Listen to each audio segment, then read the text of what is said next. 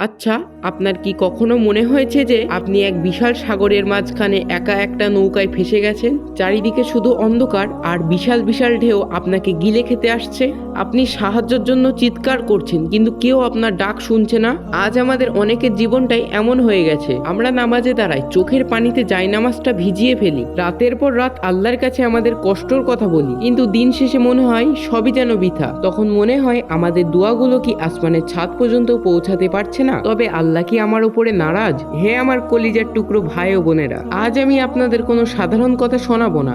আজ আমি আপনাদের আয়নার সামনে দাঁড় করাবো আল্লাহর ওলি হযরত ইব্রাহিম বিন আদহাম আজ থেকে শত শত বছর আগে বর্ষানগরীর মানুষদের এমন 8টি গোপন সত্য বলে দিয়েছিলেন, যা শুনলে আপনার গায়ের লোম দাঁড়িয়ে যাবে। আজ আমরা জানবো সেই 8টি পাহাড় সম বাধার সম্পর্কে। এই ভিডিওটি পুরো দেখে চলুন আজ আমরা নিজেদেরকে বদলে নিই।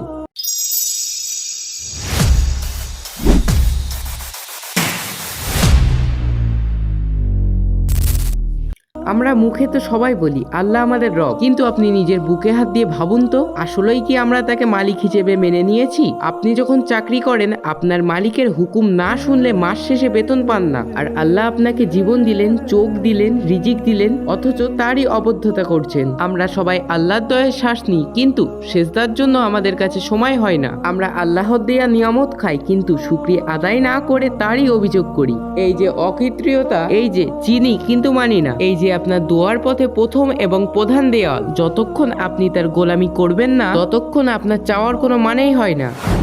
পয়েন্ট 2, আমাদের প্রত্যেকের ঘরে সুন্দর করে জিয়ত দিয়ে কোরআন শরীফ মোড়ানো রয়েছে। আমরা প্রত্যেক দিন তেলাওয়াত করি, সুর করে পড়ি, এমনকি খতমও দিই। কিন্তু ভাই ও বোনেরা, কোরআন কি শুধু পড়ার জন্য এসেছিল? কোরআন ছিল একটি গাইড বুক। মনে করুন আপনি অসুস্থ আর ডাক্তার আপনাকে একটি প্রেসক্রিপশন দিয়েছে। আপনি যদি ওই প্রেসক্রিপশন অনুযায়ী ওষুধ না খেয়ে বারবার ওই প্রেসক্রিপশনটা পড়তে শুরু করেন, আপনার মনে হয় কি আপনার রোগ সারবে? কখনো না। ঠিক তেমনি কোরআনে আল্লাহ সুদ খেতে নিষেধ করেছেন, পর্দা করতে বলেছেন, আর সত্য কথা বলতে বলেছেন। আমরা সেগুলো মানি না। আমরা পড়ি কিন্তু আমল করি না। এই অবাধ্যতা আমাদের দোয়া আসমানে উঠতে বাধা দেয়। পয়েন্ট 3, আমরা বলি নবীজির অপমানে আমাদের কলিজা ফেটে যায়, কিন্তু আমাদের জীবনে নবীজির কয়টি সুন্নাহ জিন্দা আছে? আমাদের পোশাক আশাক কি নবীজির মতো? আমাদের আয় উপার্জন কি নবীজির দেখানো পথে? আমাদের ঘরের ভিতর কি সুন্নাহর চর্চা রয়েছে?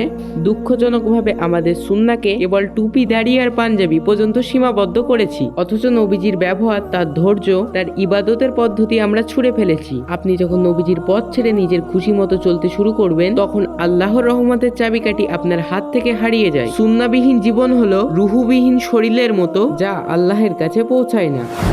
পয়েন্ট 4, আল্লাহ কোরআনে বারবার বলেছেন শয়তান তোমাদের প্রকাশ্য শত্রু। আমরাও মুখে বলি শয়তানের উপরে লানত, কিন্তু একটু গভীরভাবে তাকিয়ে দেখুন, আপনার স্মার্টফোন থেকে শুরু করে আপনার ব্যবসার হিসাব পর্যন্ত সব জায়গায় কি শয়তানের পরামর্শ চলছে না? শয়তান আপনাকে কুদৃষ্টির দিকে ডাকছে আর আপনি যাচ্ছেন। শয়তান আপনাকে সুদের দিকে ডাকছে আর আপনি নিচ্ছেন। শয়তান আপনাকে নামাজের সময় অলসতা করতে বলছেন আর আপনি ঘুমাচ্ছেন। শত্রুর পরামর্শ নিয়ে আপনি আশা করছেন পরম বন্ধুর আল্লাহর সাহায্য পাবেন। এটা কি সম্ভব? যতক্ষণ শয়তানের হাত আপনি ধরে রাখবেন, ততক্ষণ আল্লাহর সাহায্য আপনার কাছে পৌঁছাবে না।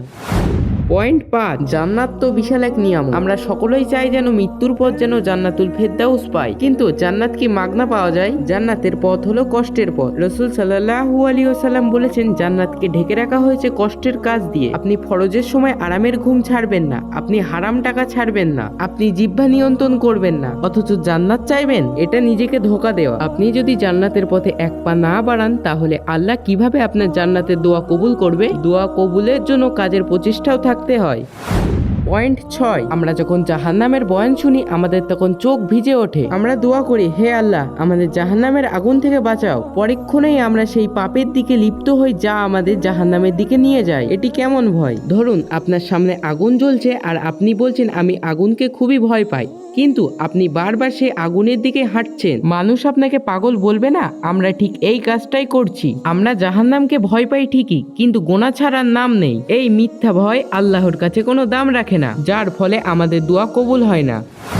পয়েন্ট 7, অন্যের দোষ খোঁজা কিন্তু নিজের দোষ ভুলে যাওয়া, এটি আমাদের সমাজে একটি বর্তমান ক্যান্সার। আমরা অন্যের গীবত করি, অমুকের বউ কেমন, তমুকের ছেলে এমন, এইসব আলোচনা ছাড়া আমাদের যেন চা জমে না। কিন্তু ভাই, নিজের আয়নায় কি কখনো তাকিয়ে দেখেছেন আপনার আমল কি দুধে ধোয়া? আপনি অন্যের দোষ দেখছেন, অথচ আপনার নিজের পাহাড় সমতল পাপ আপনি দেখতে পাচ্ছেন না। রাসূল সাল্লাল্লাহু আলাইহি ওয়াসাল্লাম বলেছেন, যে ব্যক্তি নিজের গোনা নিয়ে চিন্তিত থাকে আল্লাহ তার সব চিন্তা দূর করে দেন। যতক্ষণ আপনি মানুষের পিছনে লেগে থাকবেন ততক্ষণ আল্লাহ আপনার দুয়ার থেকে মুখ ফিরিয়ে থাকবে। প্রথমে আপনার নিজের অন্তরকে পরিষ্কার করুন, তারপর আল্লাহর রহমতের বৃষ্টি আপনার উপরে নামবে।